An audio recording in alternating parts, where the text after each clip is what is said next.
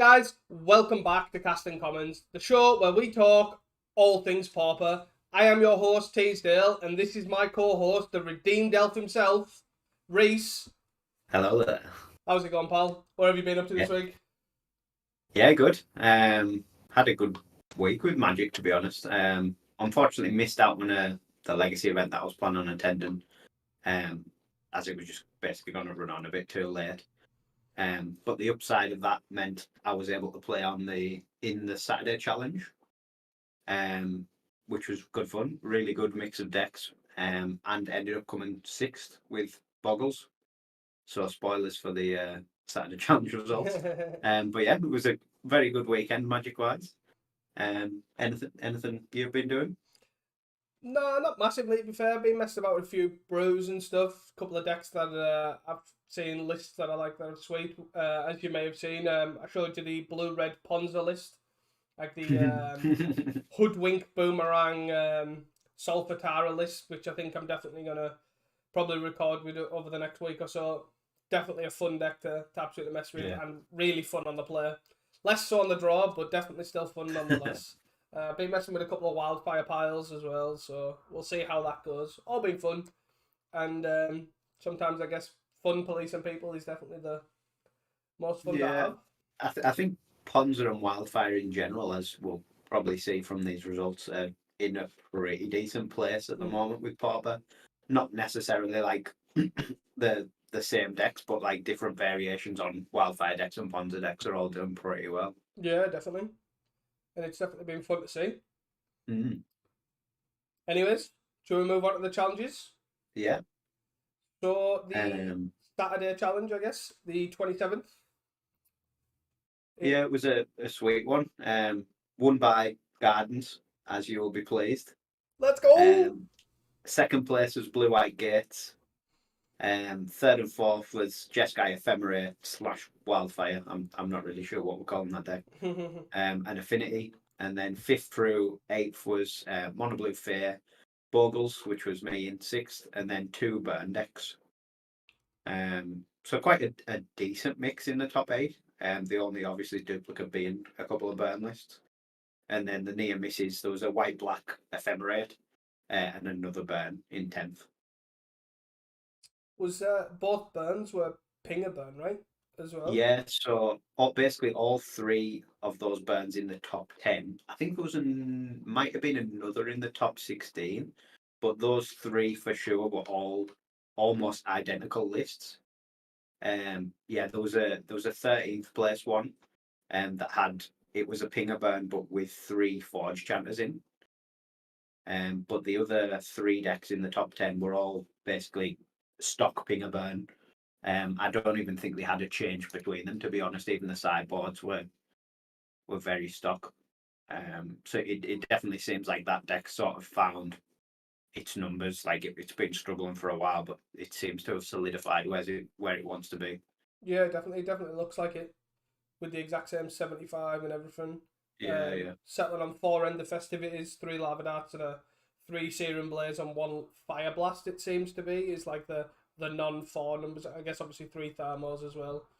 yeah, Definitely pretty cool to see that's finally like kind of settled down, but more so because to me as well, it then when it's all up in the air, it's a lot harder to metagame against and yeah, like build your deck. So it's nice that they've finally settled themselves down into what they want to do. So then when you verse turn one Mountain Swift Spear, you're more equipped to know exactly how to tackle it, what to worry about, that sort of thing. yeah, yeah. Definitely. I think we're in a place now where you can put good money on. Right, this is what this list is gonna roughly look like. Yeah. There's obviously the cut offer version, which we'll come to in the Sunday, but I think for the most part, yeah, you know they're probably going to be on Pinger Burn, so you're going to have to deal with the flame breakers and the thermos, and Yeah. then basically just going to try and burn you out. Yeah. If you're able to play around the serum blazes and the lava darts, that's what you want to be doing. Yeah, definitely. Yeah, definitely an all round pretty good top eight to me as well. I'm pretty happy to see, like a lot of unique decks with only Yeah. 2 burns in the top 8. Seemed like a varied top 16 as well, roughly 2 from memory. Yeah, there was obviously the extra 2 burns, but apart from that, it was pretty mixed. There was a couple of ponds, um, yeah, the 3 ponds are actually more than a couple, and another like the red white, rather than the black white ephemerate. Yeah, and another Gardens as well, sneaking it 16th place with a couple of Shambalangasts in the main. Yeah, decent weekend for Gardens as well. To be honest, winning the challenge obviously, but then obviously putting another decent result, another top 16 result. For a deck that it seems to have definitely got a lot more popular as of late. I don't know if there's anything particularly I think changed. I think it's just the metagame change, to be honest, which I'm kind of liking, to be fair, because Kuldotha seemed to be like the powerhouse, and all these black white ephemerates and the Gardens kind of style decks. It just seemed that again with Wildfire as well, they're just less equipped to be able to answer the burn plus the threats, and then now it seems to have been they're moving towards 8 Rends Resolves or Reckless Impulses, answering that Flame Breather and Thermo, and then just letting them do their I'm going to draw a bunch of cards isn't so bad, and you can use your Dawnbringers or you can use your Weathers or Vampire Sovereigns or whatever, just gain a little bit of life to just make them need that extra card and all that sort of stuff. It just buys you time, which then you can then kill them with the initiative. Like those sort of style of decks seems to be like a lot more popular at dealing with the red decks. Yeah, I think the fact that the Gardens can obviously keep pace with the burn card advantage as well, with the disputes and the bargains. If you get them into that kind of game where you kill 1 or 2 of the threats and then the drawn cards, you can like keep pace with that and get on top of them then. Yeah, definitely. You have surprisingly a lot of life gain in pretty much all sorts of the Gardens list. Like the thing that is generally consistent is, for the most part, is you have the 8 bargains and you have at least 8 removal spells, like Cast Down and Chainers. Generally, all seem to be like the consensus of the deck. So like bargain is definitely great, surprisingly good at gaining life. And obviously these Chainers and the Cast Downs are just really good at dealing with Swift Spear, Flame Breather, and Thermo, all pretty well. Yeah, and then if you've got like the Spin and Darkness here and there, and obviously you can board into Weathers and stuff, you've definitely got that life game potential behind it if you need it. Yeah, definitely. And it definitely seems like these decks are picking up because of that. They definitely are pretty solid against the burn. They do have game against fear, and even affinity to an extent as well. The initiative just carries affinity, like carries against affinity as well. So I think the fair matchup as well. It's how the pilot wants to play the list, because we've obviously seen the stuff like fungal infection is a big one. It's like it's going to be amazing in the fair matchup. It depends. It's very tunable, I would say. I guess the Gardens list. Definitely. So if you've got a good pulse on the meta, which if you come first with Gardens, you definitely know what you're playing against. Yeah. You can build it to beat most things. I think this list in particular, something I thought was quite interesting was the Rancid Earths in the sideboard. Yeah. I don't know how common that is, but it seems like quite a interesting inclusion. Yeah, definitely. I personally haven't seen it. Seems pretty solid against all these decks with X1s and all that sort of stuff. Like against Fair too. Not the easiest for them to answer, being 3 mana. So definitely could be an interesting one. And just having the Whirlwind tacked on is obviously huge in that matchup. Yeah, and I imagine I wouldn't be surprised, to be honest, if it's in the board for the mirror. I really wouldn't be if that's the original. Yeah. Because hitting a Golgari Rock Farm or even a Colony Garden so they can't bounce it and all that sort of stuff is not nothing. Yeah. Taking out the plants or Crypt Rats here and there. Yeah, definitely. I definitely wouldn't be surprised if that's why that was for. Definitely. But yeah, it's super cool. Top 16 really. The variety is there at the moment. Obviously Burn shown it's still one of the better decks. Yeah. but there is stuff there that's beating it, and you can pretty much play a version of anything you want. Like we've got that black red mid-range deck, we've got a gates deck, we've got a wildfire deck, got the artifact deck, got the mono blue fair deck, got the enchantment deck. So it's definitely cool to see. Yeah. Do you want to do a quick run through of how your challenge went? Yeah, it was a fun one, to be honest. Round one, I won versus Fams. GN was piloting. I think he got unlucky in game one where I was able to make him use his one of prismatic strands before he could start looping it with his Archaeomancer. So I think as soon as he used that, his game one, he was going to be pretty tough. Round two was Affinity, which I believe was mogged. They were pretty close games. I ended up winning game 3 by using the Vitality Charm I boarded in to give +1/+1. Yeah. And it was one damage, the one damage I needed. So that was sweet. Round 3 was against Burn.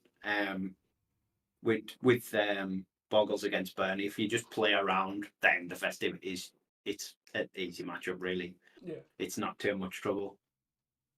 Round 4 was against Ponza, which was quite an interesting matchup. Like, if they're on the play, like, they are pretty advantaged against you. If they can just go like turn 1 Elf or turn 1 Sprawl into Thermocast, you really struggle.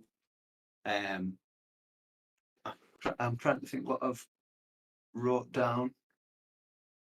Oh, I basically I bodied in the Pro Red Hawk, because all the removals red, and not being able to be chumped by little like Arbor Elves and stuff is pretty big, and it means it's sort of the same as the 2-mana Elf slot, but you can tap out to play it because they can't just untap and cannonade it away. Yeah.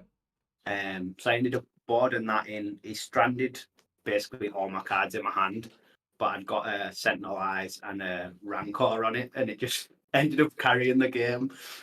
I don't think I cast any other spells after that because I had no lands left. You look like you didn't find it out, sorry, I take it. No, I didn't. Round 5 was against Mavani's Gates, which he ended up coming second. There were close games. Unfortunately, I mulled pretty badly in game 1. I think I mulled to 5, and in game 3 I mulled to 4, which was unfortunate. But yeah, he is a super clean pilot. He's clearly very experienced with the deck. Yeah, if you're gonna lose to a played gate it pilot, very well. If you're gonna lose to a gate pilot, you might as well lose to one of the best gate Yeah. pilots there is knocking. That man Yeah. knows how to brew any gate deck. I can tell you now for free. He is insane when it comes to all sorts of brews that he's played for gates. So definitely no shame in losing to the gate master himself. And yeah, I think when they go up to 4 prismatic strands and you're only on the 1 of damage can't be prevented in the sideboard, it is tough. And then round 6 was against Jeskai, that FM Wildfire that came third, which was Easy Grotto, I think, played it. And yeah, that's just a horrendous matchup. Which was unfortunate because when I top 8'd, that was my run it back into the top 8 was my first game was against him.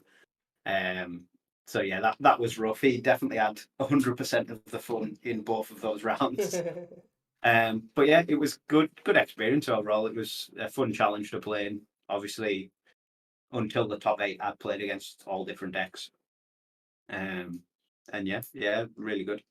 Did he just see the Dawnbringer both games early, or was it just a bad matchup overall? Like he countered the Bogle, or what went wrong? Yeah, I think the way the decks are sort of built, it's just very well set up to beat what Bogles wants to do.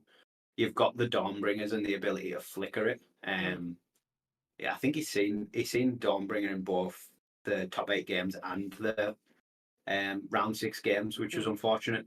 Because I think he only has one game won. Yeah, it is. Yeah. But yeah, the ability of the Dawnbringer and then just to sit behind counter spells, like ramp ahead of you and then sit behind counter spells, was tough. Yeah. And the Destroy Evils was quite awkward because normally I would have probably boarded in the Hawks to bring in, because obviously all the clears are red, all the removals red. So it's essentially got hexproof, but then the 2 Destroy Evils in the sideboard sort of make that plan a bit awkward. Because they can just use the kill mode on it rather than the destroy enchantment. Yeah. Like, I think if that card was just destroy artifact or destroy target creature with toughness 4 or greater, I'll just snap bring in the Hawks, but then you can't really. Yeah, like unfortunately he's already bringing in the Destroy Evils anyways in each. Yeah. So it's a bit awkward for you to just bring in the Hawk and then just get Destroy Eviled. Definitely. But yeah, I think I agree. Like, even with only the one Dawnbringer, obviously they've got counter spells where they can just focus the counter spell on anything that increases your toughness, and then just sit there and hold until they get a smash to dust or what have you. So it's definitely not just the Dawnbringer, but does seem like an awkward one, because even Augur, just sitting back on an Augur and preventing toughness will be awkward for you too in some scenarios. Yeah, and because you can get obviously the ephemerate Augur like loop going if they just hold up the counter spell for any trample. They've just got like infinite free blocks and stuff like that. It felt really awkward. Yeah, and they've got a lot of sideboard as well, surprisingly, for you, just splash damage. Yeah, the 2 Destroy Evils, like we mentioned, he's got another Dawnbringer and a Breath Weapon and a couple of Rovoke Existence. Yeah, which are all probably not specifically for you, but they also help against you, if you know what I mean. Yeah, and obviously the Lightning Bolt and Screds, you can just take them out right away. So he's got a lot of space to bring that in as well without losing any engine cards at all. Yeah. But yeah, nicely done, nice showing. You can definitely add yourself to the pilot count for Borgles. There's now 3 pilots who have top 8 with decent results or whatever it is. Yeah, he got a rep. It's the deck performed really well. Up until sort of the last that round 5 and the one of the games against the Ephemerate, I didn't really mull that hard either, which was nice. But yeah, it performed really well. Felt like I had a game against nearly every deck. Yeah, was good. Yeah, nicely done. Would you like to move on to the Sunday? Yeah. If you've got nothing else. No, I've got nothing else. Yeah, so Sunday we had first place was Blue Black Fair, which was quite nice to see. Second place we had Jeskai Wildfire or Ephemerate, another one, and then third we had a Burning Tree Kuldotha. Fourth we had another Gardens, Up the Gardens. That's all we carried on. Fifth was a Walls again, another top 8 for Walls, similar to last week, and 6th, 7th, and 8th was Ponza, Jeskai Wildfire again, and another Ponza, with 2 near misses being Ponza and Affinity. So this is obviously very different to the Saturday challenge, even in terms of decks that top 8'd, and also in what seems to be doubling up or showing up a lot. We had obviously a near miss of Ponza, right, which came like, I think it was 3 decks in the top 16, maybe 2 of Saturday, but Sunday had obviously 3 decks basically. Yeah, I think there's 3 Ponza in the top 16 of Saturday, and obviously 3 in the top 10 of Sunday. Overall, it was really well represented and performed really well over both weekends. It seems to be in a really good place at the moment. Obviously, these were all red green Ponzas. They weren't like the blue green that we seen last week, but yeah, it seems to be in a really good place. I don't know if that's maybe obviously the amount of different decks we're seeing. It maybe has a better game against, like, playing against different decks rather than just verse and burn all the time. It's obviously not an amazing deck to play against burn, but if you're planning on versing a bunch of stuff in the blind, it's probably a nice place to be.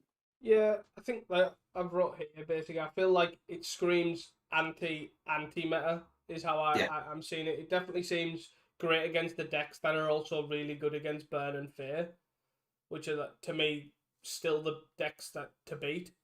yeah. And then, but also it's not unwinnable against Burn and Fear. Like, don't get me wrong, it's probably not well positioned, but it's definitely not unwinnable by any stretch. So I can definitely see Ponza beat like getting an uptick because of that. Like, it's definitely great against all the decks that are really good against Burn, like Gardens, Black White Ephemerate, Jeskai Wildfire, all seem fairly solid.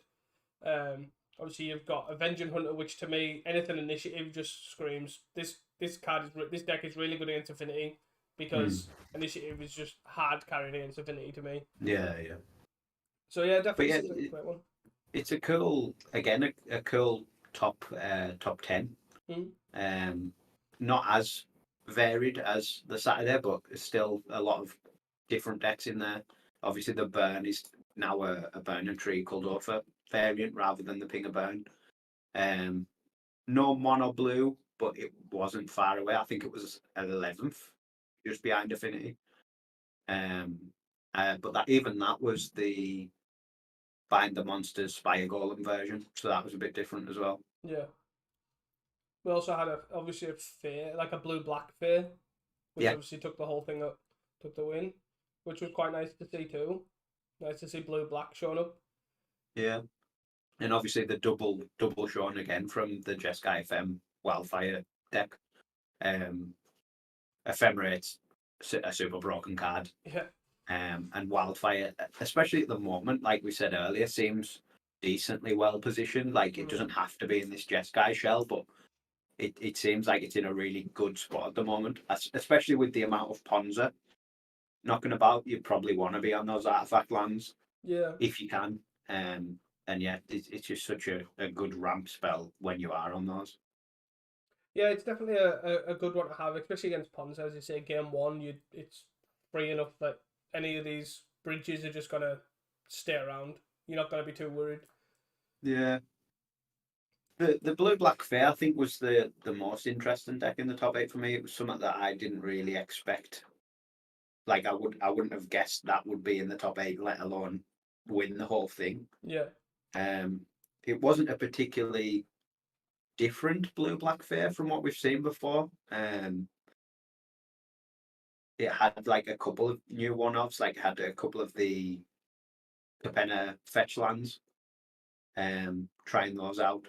And then it's standard random one removal spells with like Devour Flesh, Cast Down, Echo and Decay, and a Spell Pierce. But yeah, it seems a fairly stock blue black fair from what I've seen. Yeah.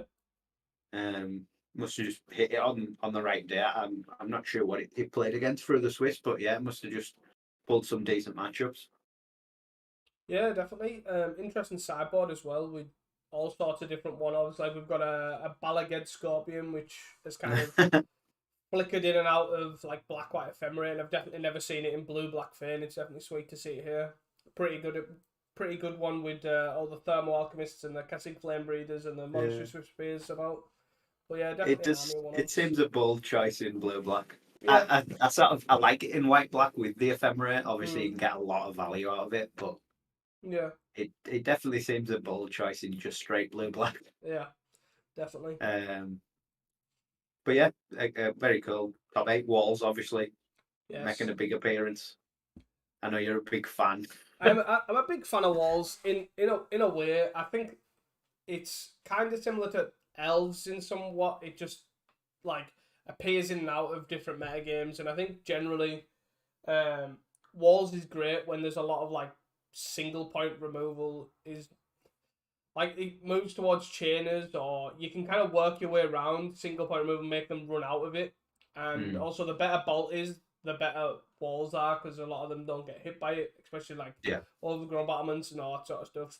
And it's definitely cool to see that it must, and it's also got a really great like Ponza matchup too. I would say because yeah, you don't need your lands once you're most of the way there. They don't get to a high enough land count to realistically scred away your walls very quickly. yeah. Especially when all well, I think it's all but one of your lands are forests, and you're running 4 Quirion Rangers. It's very easy to just counter like Yeah. the land destruction from Ponza. Yeah. Definitely definitely a cool one to see. A couple of Ulamog's crushes in the side, I guess, as an alt win was interesting. I haven't seen that before. So I did see Hamuda tweet about this, and Mm. Paz asked him why he had Ulamog's crushes in his sideboard, and the response was it was an old list and he forgot to take them out. So I don't actually know if it was if he bought it in, what it came in Yeah. for. I believe it actually cost him the to go further in the challenge because Right. he lost to, I believe he lost to the blue black fair deck, and the Ulamog's Crushers were supposed to be the Obsidian Acolytes. So basically, Right. he Okay. lost because he didn't have the pro What black. an extra one. Yeah, Oh no, sorry, it's Crimson Acolyte. All right, yeah, so he had no Obsidian Acolytes at yeah. all. Right. So I believe that was what it was for. Support. I'm sure that's what I seen on Twitter, but I hope he boarded them in just to draw to see if it would have made a difference. yeah. Draw another one, crush and be like, damn. But yeah, But definitely yeah, switch on. cool one. Yeah, I don't think there's anything else to cover. I do agree. You've wrote here obviously the double Jeskai Ephemera and also one in the Saturday. I hate versing that deck also. It's the most unfun deck to play against. Like They definitely God. have the higher percentage of fun for the match. No, Yeah, that is they seem to hoard the fun. yes, that is definitely true. It is a very good deck, but it is a very infuriating deck to verse, I think. Yeah, Just the way it plays the game and the way it wins the game is a tough one to just sit there. Like yeah, you've lost probably 10 to 15 turns before you actually get killed. yeah. It is a weird one because it pretty much has the same sort of play style as blue white fams, like for it is, and it's like anytime you verse fams, you just don't feel as like annoyed or Yeah. tilted. You're like, this is fine. Like okay, you've. I think it's probably because you just know you've lost. Like you actually physically lose on the spot with fams almost, and I guess Yeah. just guys just I don't know. Not Yeah, not if the fams are comboing off, you don't really get another turn. Where if the Jess guy have a loop, they just keep passing you the turn yeah and be like, "Oh, you go." yeah But yeah, obviously three and two top eight. Yeah, solid deck. I hope it doesn't top eight anytime soon again.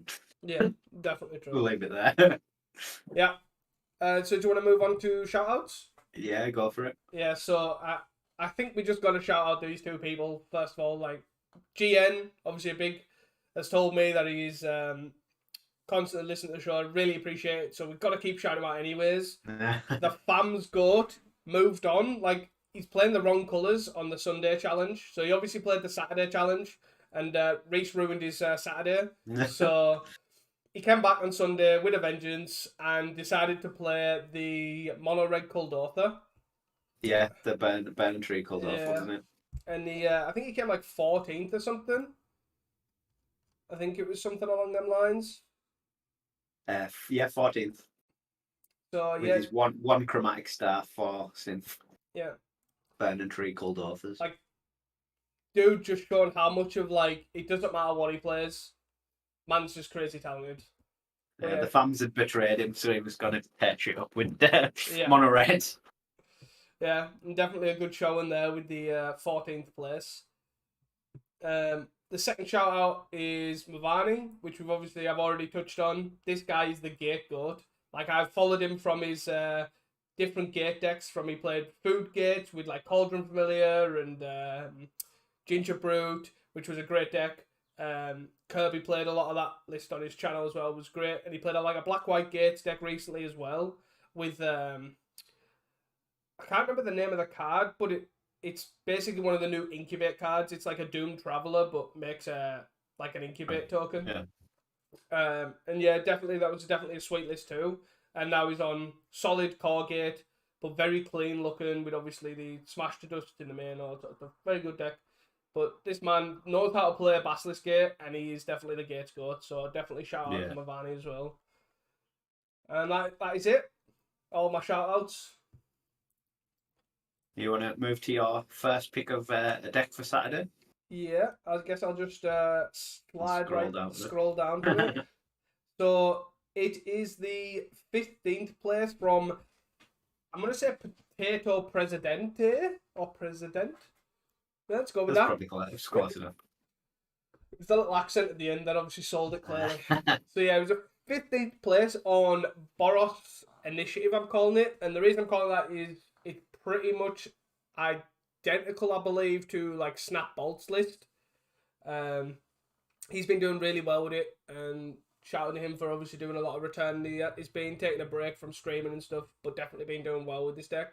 And it's like similar to Black White, like Initiative or Ephemerate, and it's basically just like a red white mid range deck, cleanse and wildfire, with all the bridges. Uses prismatic strands with a lot of white creatures like Spirited Companion, Inspiring Overseer, Goliath Paladin, has Dawnbringers, Palace Sentinels, and it uses Ephemerate as well, maxing out on those with 4 copies of Ephemerate because all these creatures have enter the battlefield effects.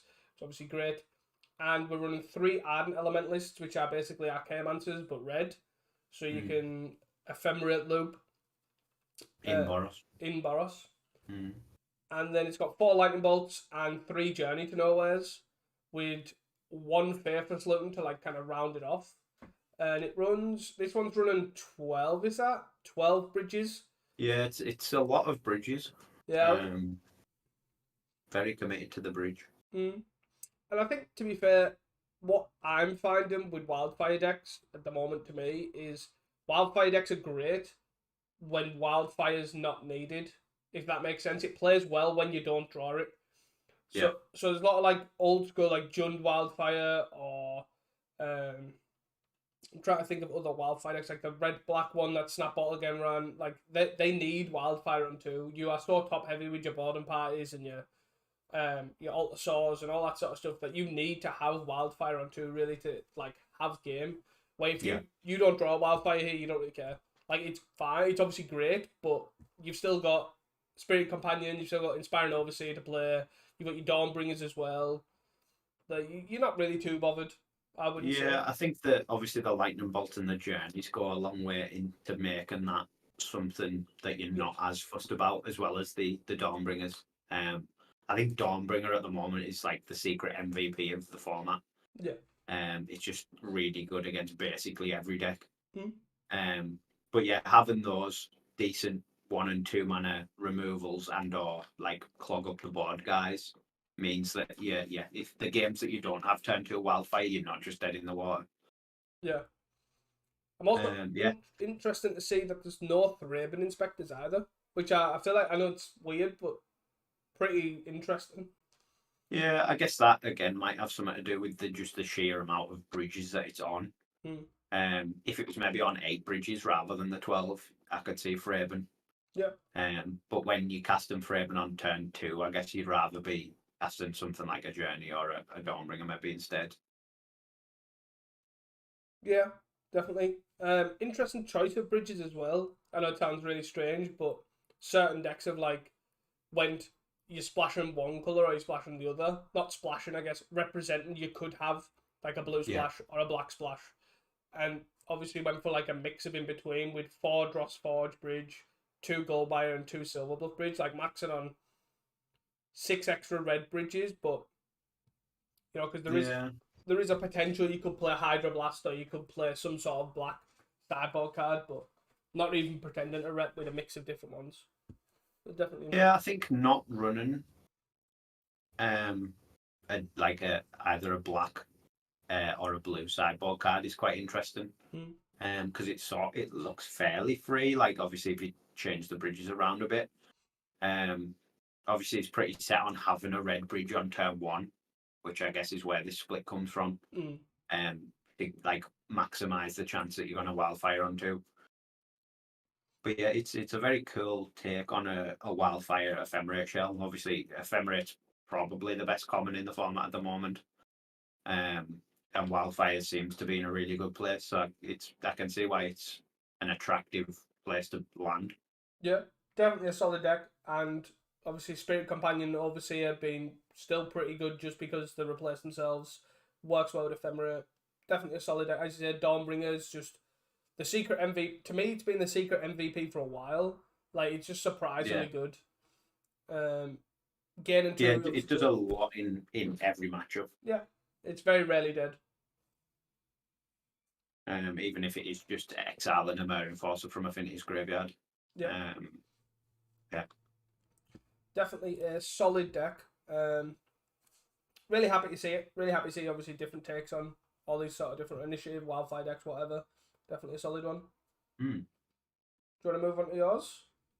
Yeah, so we've already mentioned this man already, but my pick was Mavani's Blue-White Gates deck. Obviously came second on the Saturday. He went 6-0 in the Swiss, and then nearly lost it right to the end. Ended up at Amateuurman 8-0, and lost in the finals. It's just a very clean Gates list. You often see them playing all sorts of random stuff, but it's just straight blue white, 2 smash to dust in the main, just off the free essentially heap gate, and choosing red on one of the other gates. And then the sideboard again is pretty clean: 4 red blasts, 4 blue blasts, 4 dust to dusts, a couple more smash to dust, and a 1-off pyroblast. Just a very solid, looks well honed blue white gate. Yeah, definitely. Again, I think pretty clean, as you say, and really well positioned and well thought out of the meta. Like, obviously, you've got 4 prismatic strands, you've got 4 sacred cat, 2 Dawnbringers, which all seem fairly solid against red. Just have access to them, and then swapping that round, considering phase the other archetype to obviously meta against. You've got 4 Squadron Hawks, which obviously great in the air anyways. You've got Dawnbringer, which again another card that's surprisingly good in that matchup. Yeah. Good at blocking obviously all the ninjas. Kills brick one of them. walls, all the ninjas. Yeah, kills one of them. Yeah, definitely. You've got 4 Modern Age again, another card that's an absolute house against fear. You've got 4 counter spells and a dispel, and then the 2 Smash to Dust as well. All solid cards, and then additionally from that you've got 2 extra Smash to Dust in the side and 5 Pyroblast effects. So it's definitely well thought out, and there's no 2 ways about it. Yeah, I think with the gates, obviously you often see just like playing every color under the sun. They're just going almost straight blue white in the main, with the free red splash in the side for the strong sideboard cards with the blasts and the smash to dust. It just seems a really good way to do it. Yeah. No, definitely agree. Interesting to see what the choice was in 3 preordains. I guess is the only thing that stands out to me. Like at that point, I'm guessing just pure space. Like if you want to cut a card, I guess preordains not the worst to replace, like to take out. But yeah, obviously you've got your brainstorm Squadron Hawk combo anyway. Preordain's nice to have, but you like you say, you can lose 1 or 2 if you need to. Yeah, definitely. I guess I'm also surprised that he went for the Azorius Guildgate. I'm actually not surprised. I kind of like it. Like some of them seem to go for like Cliffgate or something that has some sort of utility, but just having access to just blue-white mana is fairly strong. To be fair, it'll be surprisingly good how much that'll make your mana so much better than. Yeah, I think especially in game 1, if you're leading on that, it means you're set on either casting your Modern Age or casting your Squadron Hawk on turn 2. Whereas if you are running the random like Cliff Gate, as you say, you can pick which one you want to cast, but then if you draw the other one, it's sort of stranded for a bit till you establish your mana. Yeah. So yeah, I do like the Azorius in the main. The only card I sort of haven't been that impressed by is Guardian of the Guild Pact. Like at the moment, it used to seem like it was this 1-hit kill sort of guy, but it just doesn't sort of seem like that at the moment. I'm not sure why. I know in our games I was able to block it with like Slippery Bogle. And it just seems like a lot of decks now have just random answers that they're playing for it. Yeah. That they're not playing specifically for that; they just play them in general. And the 4 mana at the moment, like with how low to the ground everything seems to be getting, is a lot as well. Yeah, I can definitely see that. I think, yeah, the card just gets answered by quite a lot. There's a lot of obviously chainers in the format anyways. Yeah. That sort of cleans it up. And then, as you say, if you're committing to Guardian, you generally put yourself in a position where you're just like, right, okay, I'm racing you. And a lot of the times there is just a lot of decks that just are prepared for that. Where I imagine if you just take a step back and Basilisk get a Sacred Cat for the most part, you'd probably just win that game anyways. Yeah. So yeah, I can definitely see that, and I'm not surprised. I wouldn't be surprised if we get back into a place where Coalition Honor Guard was at a point where the 2/4. Yeah, that takes its place again. Like, I wouldn't be surprised, just because there is a lot of hate for Guardian. Yeah, that'll be an interesting one. Obviously, it gives you a lot of game against the mirror. Yeah. Stuff like Bogle's Heroic, etc. Yeah. But yeah, I thought it was, again, worth mentioning. Obviously, a mega run into the challenge. Shame he didn't come first with a run like that, but it was good all the same. Yeah, definitely. He definitely is a house with Gates decks, as I've previously mentioned. A nice run and nice showing. Do you want to go on to your Sunday pick? Yeah. So with Gardens obviously doing really well, let's just say it's no surprise I chose a Gardens list. I haven't chose Gardens for quite a while, to be fair. I think we've went like 3 or 4 weeks without me picking a Gardens list. But I think you've probably got to mention it in every week. Oh yes, yeah, of course. But yeah, this list's a very clean looking list. The 21st place from Brassator, I'm gonna go with. Yeah. And basically, he's gone 20 lands with 4 vaults, 4 Vault Whispers, 4 Golgari Rock Farm, 4 Calney Gardens, 2 Bogs, and 6 Swamps. So he's maxed out on Rock Farms, maxed out on Vault Whispers. No Barren Moors, no Crystal Grottos, just no messing in the mana base, which is interesting to start. Additionally, went to 12 creatures with 4 Thorn of the Black Rose, 4 Crypt Rats, 4 Avenging Hunters, and just that's it. No Larmor Visionaries, no Guild Swarm Prowlers, no Shambling Ghasts. Just again, no real messing. Like just a clean creature list. He's gone for the removal spells being 4 Innocent Bloods, which is pretty nice. 4 Chainer's Edict, and 4 Cast Down. Again, just full blown clean list on removal. No Snuff Outs, no Spin and Darkness, no Fungal Infection, no other interesting tech choices. And then he's gone for the standard they've gone for the standard Deadly Dispute, Reckoner's Bargain, and Wellspring, just full 4 of again. But he's also running 4 Dark Rituals too, which is again another interesting thing. I just think the list overall is just very interesting, very clean looking. Yeah, I think a list like this is how I would build Gardens. Like, you're not faffing about with all the random 1-ofs and 2-ofs and 3-ofs. It's just, this is what I want to be doing.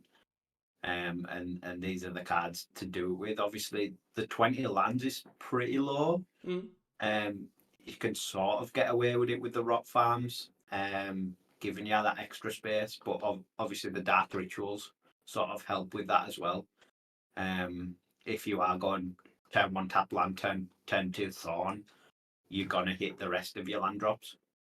And you've got the power draw of Gardens with the Wellsprings and the Bargains and the Disputes anyway. So I can see that being a reasonable place to settle. It doesn't seem as good with all the Ponza running about if you're leaning on this rock farm as much, but if you can dodge that matchup, it seems solid. The Innocent Blood's a cool one. I haven't seen that in Gardens for a long time, and when I did, I think it was like a 1-of or a 2-of. But yeah, just doubling down, straight 4 Innocent Blood, 4 Chainers, 4 Cast Down. Doesn't seem like the worst place to be. You're definitely not losing to Terra. No, definitely not. But it is interesting because it does have some sort of what's it's like it's not as free as it would be in like say like blue black teachings or those sort of creatureless decks where Innocent Blood is just a 1 mana edict. Like you do have some Yeah. sort of conflict because you are obviously running Calendar Garden, which I know it sounds weird. You don't really care about Innocent Blood in it away, but there is times where obviously that plant token is your draw engine. Yeah. So it has got some conflict. It's not completely free, but it is a definitely sweet take on it. And I wouldn't be surprised, I guess, if the Forgeress is literally just so they can take a Thermocast and not that their farm doesn't die. Yeah, in the side, yeah. Definitely. I guess on the Innocent Blood angle, it would maybe benefit from the fungal infection. Mm. Like giving you something extra that protects like your Avenging Hunter or protects your Crypt Rats from your own Innocent Blood if you need to use it. Yeah. But yeah, I really like this basically straight 4-ofs. Yeah. 20 lands, straight 4-ofs. This is how we're playing it. Even the sideboard, 4 Duress, 4 Weather, 3 Relics, 2 Fengrins, and 2 Nauseas. It's again a clean sideboard. The Fengrin seems a bit interesting. There's not a huge amount of artifacts. Obviously, you've got the Vault and the Wellsprings, and then I guess you're just leaning on the treasures. I guess must be enough, but it does seem fairly low. Yeah. Definitely on the Yeah, low side. yeah, you don't have like the random blood tokens from blood fountains No. or stuff like that, but No, it's definitely interesting, but I guess then again, you kind of it's. I'm assuming with this list, it's more mainly for affinity, and I guess you'll yeah, probably bring it in. I don't even know if you would bring it in against burn because you do have that little like you don't have random spell bombs or you don't have, as you say, a random blood fountain. So I yeah, could see you not bringing it in and just go for where there's four duress. yeah, and just have it for the artifact decks like Yeah, the Trods and the Affinities. yeah. Yeah, I can see that. So definitely a claim one, definitely an interesting one, and I definitely just thought I'd bring attention to it because it's pretty sweet take on it. Yeah, it's a cool angle to play with Gardens. Mm. Really, the Dark Ritual sort of ramp instead of the like Visionaries and stuff. It's obviously a different angle to take. Mm. I imagine turn 2 Thorn is still pretty powerful. The play Swifty, you've got at least a chance they don't bolt your Thorn. Yeah. But yeah, just turbo out Avenging Hunter is still obviously great. Initiative still broken. Cast it as soon as possible is a good plan. Yeah. Definitely. Anything else So on the Saturday? Wait, what? Sunday. Sunday. That was your Sunday pick, yeah. Sorry. So if we're going to my Sunday Yeah. pick, which was the 24th place, I believe, Red Black Madness, I'm going to call it. Yeah. It's a deck that sort of was a thing a while back with like fodder tossers and stuff like that, but sort of fell out of favour. And it's nice to see it sort of come back and do something. 24th in the Sunday challenge. Obviously, Arms of the Vein, Vampire's Kiss are a pretty good place to be if you're wanting to beat burn. If you're in a burn off and your burn spells come with life gain stable to them, it's pretty decent. 3 Scrapwork Mutt as well, which I thought was interesting from Brothers War. Bit of a cool addition, basically a 2-mana 2/1. When it ETBs, you can discard a card if you do draw a card, and it's got Unearth for 1 and a red. So you can pitch them to the other stuff and unearth them, or you can pitch stuff to it. Seems like a fairly decent addition to the engine. Yeah, definitely. Definitely Sean when I've seen it see play, so definitely a sweet one. Sweet addition. But yeah, just a deck that we haven't really seen in a while. Obviously, it's only got 11 creatures. It's got Kitchen Imps, 4 Epicures, 4 Kitchen Imps, and 3 Scrapwork Mud. it sort of feels like it's sort of missing that Swift Spear powerhouse creature slot that Burn does have. Not necessarily Swift Spear, but something in that vein. Yeah. Obviously, the tap lands are a bit of a killer for Yeah, something like that, unfortunately. definitely. With the 4 bridges and the 3 Carnariums. I think if it got something like that, like the 1 mana really strong threat, it would probably be a lot more of a contender. Because obviously the card advantage engine of the discard plus madness cards is decent. Yeah, And being able to leverage like the arms and the fiery tempers in a deck is strong. But yeah, I think it is just lacking that one really good threat. yeah, I can definitely see that for obviously the mid-range piles or whatever. Like when you're versing those sort of decks that want to go longer, like you're missing that big threat. Previously, I guess people have played. I can't remember the name of the card. Is it like First Sphere Gargantuan or something like that? And it's like a 6 mana 5/4 that Phyrexian rages, and then has Unearth for 3. Right, okay, yeah. So like I've seen those in the past, like in the sideboard, and they're just a good way of getting like a really big amount of damage. Obviously, being a big threat that just smack take 5, like a big ball lightning that draws a card. But as you say, like having arms and vampire's kiss and stuff is just a great place to be when you're against Burn. And generally, I feel like that's where it shines, is just having that. Just generally, okay, you now need another spell. Okay, I cast this, you now need another spell. And it's just churning through its deck, gaining life while also killing you is a great place against Burn. So definitely a solid one. And you also get a run Galv Blast just by having Scrapwork Mutt and Bridges and the Mirrodin lands. And Yeah, with Epicures the Epicures as well, yeah. and even 2 Deadly Disputes, it's sort of just got incidental loads of artifacts. Yeah, and obviously you get the bloods off the Vampire's Kiss as well. Yeah. So you do just end up with a bunch of stuff. It's a deck that there's definitely potential there. I do really just think if it could have a Swift Spear threat, like that it can play early and get sort of 5+ damage out of, it's probably going to be a lot better. Yeah. I guess Kitchening sort of fills that role, but it probably doesn't come down as early as you'd like it to. Yeah, I think it could, but as you say, with the most part, with 3 Carnariums and 4 Drossforge Bridge, like it's just not really happening until turn 3+, and at that point it's a bit late to be doing max amount of damage. It's probably getting 2 to 4 damage in, I guess, maybe. Yeah. Which might be good enough, I guess, when you're still drawing cards and replacing itself while, Blood and Faithless Looting and stuff, so. But yeah, cool deck to see come back in some capacity. Hopefully it continues to get new tools and we can see it develop a bit more. Because the Madness core is obviously, there is power there. And being able to utilize blood tokens to get there is obviously very good as well. Yeah, I also think another thing to note, I guess, is with Affinity kind of, I don't want to say taking a down tick or a downtrend in general, but like just generally not seeing as much Affinity as you would used to in challenges. There's probably less like Gorilla Shamans, which is also really good against, surprisingly good against this, because most of its engines just blood tokens. So I've had I sort of half agree with that. There is less Affinity, but I just don't think there's less Gorilla Shamans. Yeah, I guess. I think people are still packing all the Dust to Dusts and Gorilla Shamans that they used to pack, even though Affinity's just not really there.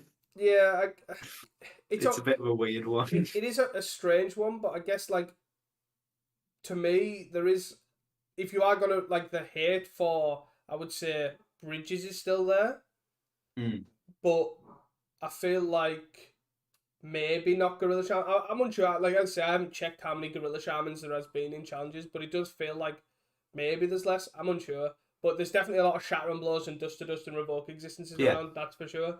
Because obviously Jeskai Ephemera is also a big contender in that, and you kind of want answers to them. Yeah. But Yeah, I can see it. It definitely feels like there is still a lot of random gorilla shamans, just like one-offs here and there, like yeah, in the gardens lists and stuff yeah, like that. definitely. Which are maybe starting to get a bit out of place. Yeah, Um, but yeah, if that drops, obviously the blood token engine becomes a lot more viable. yeah, But I suppose that is a big downside to that engine is it's so easily disrupted by gorilla shaman. Um, it just destroys it really. yeah, definitely. So do you want to move on to our recap of what we thought would happen last week? Yeah, let's go for it. So our first one was hopefully that the diversity in Pauper will continue, which to me it definitely has. Yeah, 100%. Um, obviously there was a big uptick in Ponza, but it wasn't really dominating. And everything else there's just a good mix of like all the both top eights and both top 32s to be honest had a really decent mix of different decks. There wasn't tons of burn, there wasn't tons of mono blue, um, which is really good to see. Mm. So I would say we're pretty pleased with that one. Yeah, It's a nice one to be true. let's go down the Um, rest and see how they yeah, go. your first one was Poison Storm will pick up. There was I think 0 copies in the both top 32s. Just Um, people aren't you can realizing. fact check me there, but I'm fairly sure that's correct. I would like to see how many were actually played. So, Oh, in total. in total. So in on the Saturday challenge there was 0 copies, and on In the 50 decks. yeah, and in the Sunday there was let's see, there was 0 copies again. There actually was more slivers and more mono black burn and mono black control than there was poison stone. Yeah, so I think that one was maybe a miss. I Maybe you predicted it for next week Yeah, instead, actually. Maybe yeah. that's what it was. Just clearly people haven't realised the potential of poison stone. Nothing to do with how much Ponza and Rays is knocking around. It's got nothing to Yeah. do with that at all. But it's all about people haven't realised the potential of the deck. Obviously. Yeah, when you see all the mono red decks have 4 rays in the Yeah. sideboard, and then Ponza's like one of the most played decks. Yeah. It's definitely not the greatest place to be with your enter the battlefield tapped lands. Yeah. Our next one was that the mono blue split would be more apparent, like we would see both versions of the decks appearing, which again I think that is happening. There is the snap version with the Brine Barrow and the Golem version with the Bind the Monsters in both days. There wasn't a bit of a mix that I noticed, like a version running both. I haven't seen one of those yet. Mm. But the two different versions definitely seem to have solidified and both be represented. So we weren't too bad with that one. And No. your next one was we will see Rug Ponza next week. What's going on? What? Which there was a lot of Ponza. Yes. It just didn't have any blue in. To be fair, It was all red green. yeah, as I said last week, I changed it to basically we'll see a different type of Ponza, like we'll see blue green or mono green or rug. And again, they did the opposite. They just solidified themselves into red green, which to me is a little surprising because even the blue green deck, I'm surprised didn't even make an appearance, or like Yeah. very odd. I think after it did well last week as well, I thought that might Mm. be a sort of push to pick it up. Yeah, But it sort of seems like it's just been a push to pick up Ponza, and obviously more that the red green one is a lot more popular. So yeah, there was definitely a lot of Ponza, but it just wasn't blue yeah. or or it wasn't red blue. And our last one, which was my random pick, was there would be a Ninja Affinity top 8. There was no Ninja Affinity in both top 32s. Weather, come Um, on, come on. Weber was there. He just wasn't playing Ninja Infinity. Yeah. I think he was playing. He played Bogles, I think, on the Saturday. Um, I'm not sure if he was there on Sunday. Yeah, he came 32nd with Bogles on the Saturday. And Yeah, yeah. then I don't think he was in on no, he Sunday. wasn't in on the Sunday. But I do believe he was playing Terra at a local. Oh, I right, think okay. so. That's probably why. But yeah, no Ninja Infinity. Didn't really expect Ninja Infinity, but we have put down something. Hey, But yeah, other than the wild calls, it seems to be in a fairly decent place. Obviously, the mono blue has sort of become two different decks. It's the same deck, but two obviously different lists. yeah, Um, it's just what you want to tackle in it. That's basic. Like yeah, the actual deck is. I don't want to say functionally the same, but it's basically the same deck. It's just obviously which with the flex slots do you want to tech against. yeah. Lots of diversity, which is great to see. Um, and yeah, lots of Ponza, just not Rogue Yeah, Ponza. I think it's just to be fair. What the main thing with our what we expect to happen with all these different wild takes of like Ninja Affinity, different types of Ponza, Poison Star, all that sort of stuff. It just again reiterates how surprisingly healthy the format is, which Mm, a lot of people do think that it is quite the opposite. Obviously, there's a lot of Ponza, there's a lot of red, there's a lot of fear about. Probably too much numbers in some weeks or some leagues or whatever. So I can definitely see people's frustration, but I think the meta is just surprisingly healthy. You can literally almost pick up any deck and do reasonably well with it. Like if you mm, Poison Storm is a solid, strong deck, and I would probably say it's obviously it's not up there in the meta or whatever, but it's definitely a deck you can consider taking 5 or even top 16 a showcase challenge, as was shown. yeah. So, and again, the same thing is true with Ninja Affinity. It's just an interesting take, and it just shows how if you are mindful of how to tackle the metagame, anything can basically top 8. Yeah, yeah. Well, yeah. Top eight or top Oh 16 is yeah, sorry, probably top 16. more Yeah, more yeah, reasonable. Like the top eight are still what you would expect of the best pauper decks. Obviously, the occasional blue black fair and walls are pretty cool to see. But for the most part, it's your gardens, your gates, your burn, your wildfire, your affinity, your fair, your bogles, and your ponza. Um, but yeah, obviously that are decks sneaking in there, and then the top 16 it is very mixed.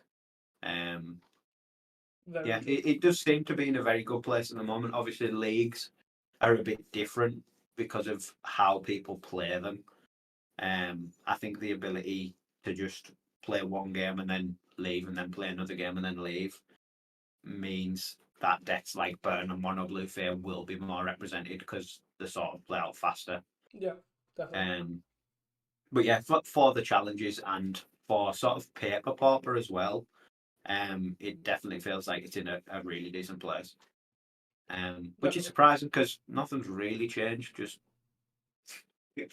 we give Burn more tools, and it sort of got a bit worse. Yeah, very. It is a strange one when you think about it. To be fair. Yeah, but yeah. So our expectations from this week onwards.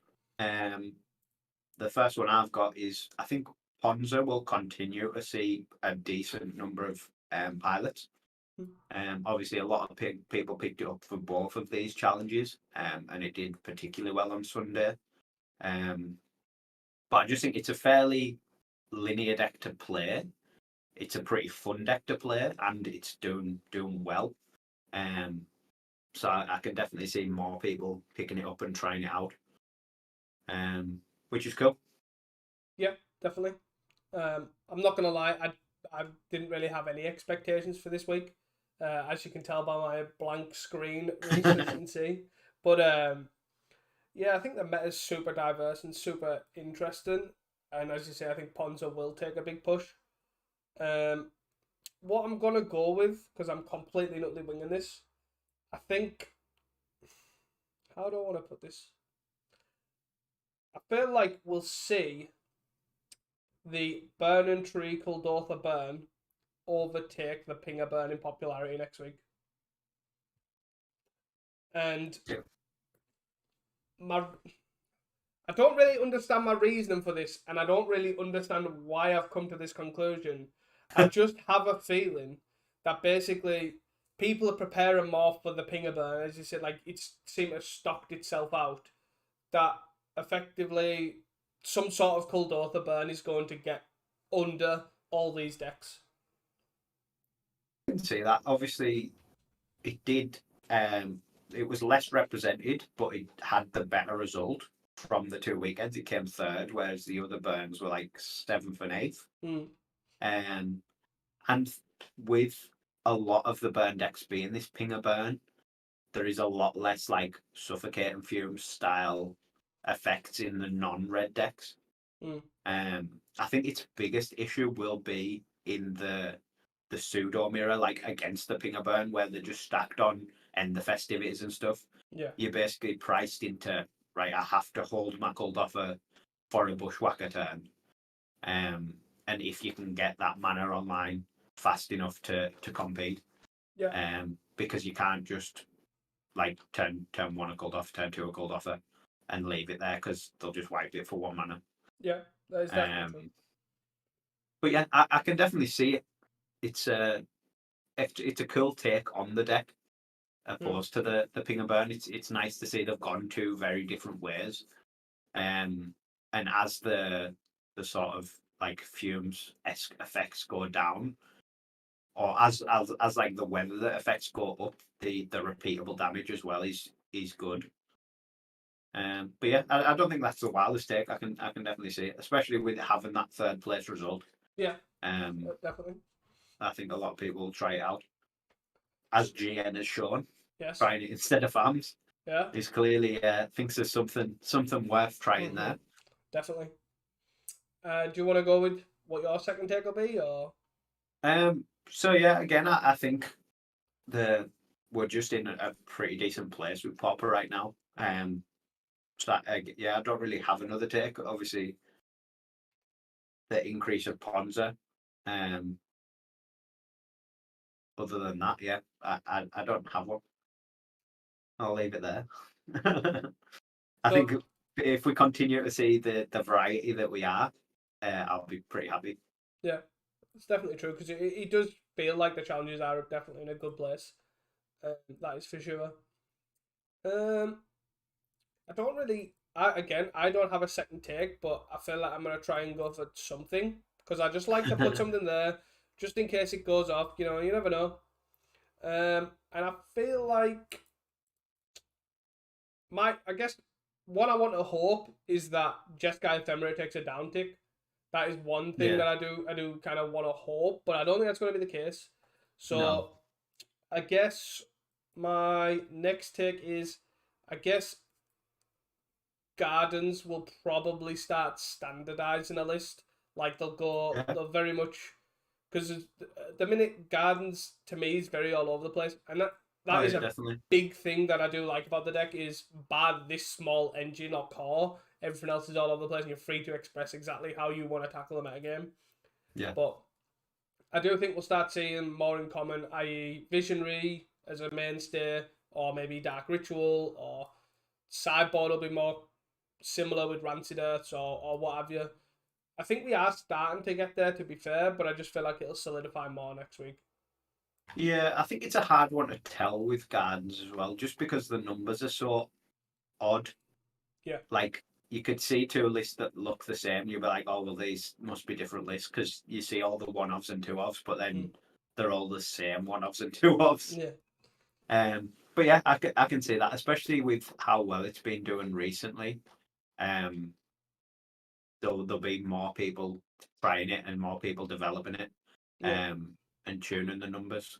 The only thing that sort of makes me think twice about that is how different that deck pick one that you picked Yeah. was to like a standardized or a standard Gardens list. Like it was completely different. So Yeah. I can see that sort of causing some issue with that. But yeah, it's not the worst take. No. But yeah, definitely a cool one, anyways. So, anything else? No, that's it from me. So, just to let you all know, we are hoping to record obviously next for us Monday, but released obviously usually the standard time, the Wednesday, the Thursday. But that is all to do with if the information comes to us in a reasonable time where we can obviously collect our highlights, all that sort of stuff. But following that, we'll also be taking a 2 week break. Coincidentally, Reese is away for a week, then I'm away for a week. So it's kind of just come to a 2 week break. But normal service will obviously, all the podcasts should be resuming roughly around June the 28th, if you worked out that. Somewhere around Yeah. there. That's the Wednesday. So And I think we should hopefully have some results from the Leeds paper pauper event. yes. That we've both attended multiple times in the past. Unfortunately, we can't attend this time because we're away. But we should have some decent results from there. It should be a fairly big event. Yeah. In paper, so that'll be cool to discuss as well in the 28th.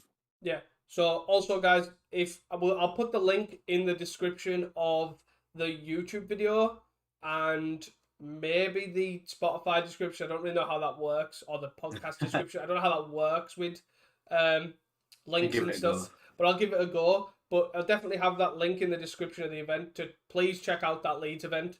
It has been a great event for the last 2 times that we've run it. Increased numbers every time, and Dan is doing a great job, but obviously trying to get every single pauper community together all in one place, and it's a great venue, great event overall well run as well. So I'm expecting to see some really good numbers and a good mix of results. And without Reese being there, someone else gets a chance to at least try and do well. I'm just there to meme. I'm just there for a laugh. Reese is there to take home a win and do all that sort of stuff. But so it'd be interesting to see how that comes on around us, say in about 2.5 weeks' time. We'll have some challenges. We probably won't cover the challenges that we're away from. We might touch on them on the moving forward based on percentages of meta and what top 80 and all that sort of stuff. Just passing comments, but we're not going to review them in detail, as obviously the meta will probably have shifted somewhat or whatever. But yeah, guys, that is all for us at Casting Commons, and please do not forget to stay hydrated. Bye.